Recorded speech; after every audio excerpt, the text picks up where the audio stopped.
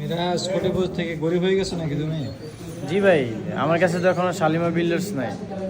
এই কি ব্যাপার, তুমি বড়লোক হয়ে গেছো? কিন্তু বড়লোক আছে, কিন্তু ওরে গরিব বানায় ফেলছো তুমি।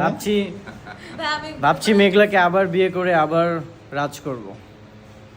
রাজি? না ভাই, আমি রাজি না। মানুষের টাকা পয়সা পাইলে অহংকার বেড়ে যায়। আমি আগে যেমন ছিলাম তেমনই ভালো হচ্ছি, ঠিক আছে? নারীরা বেঈমান হয়, সবাই না, তবে মেঘলা বেঈমান। টাকার লোভে বৃষ্টিকে বিয়ে করেছে, এখন আবার গরিব হয়ে যাওয়ার পরে মেঘলা, আবার তোমার কয়টা আমাকে লাগে? করতে চায়। ভালো থাকো তুমি। তোমার কয়টা লাগে বলো? তুমি ধন সম্পদ নিয়েই ভালো শোনো, থাকো। এই লোকজন চায় না যে তোমরা এভাবে মারামারি করো, তোমরা লোকজন চায় তোমাদের মধ্যে মিল মহব্বত থাক, বুঝছো? জি, অডিয়েন্স হ্যাঁ, sorry বলো, audience এর জন্য ভালোবাসা sorry বলো। দিচ্ছে। অডিয়েন্স আপনাদের কাছে সরি, যত দ্রুত সম্ভব আমার প্রথম ওয়াইফ মেঘলা, ওর কাছে ফিরে যাওয়ার চেষ্টা করব।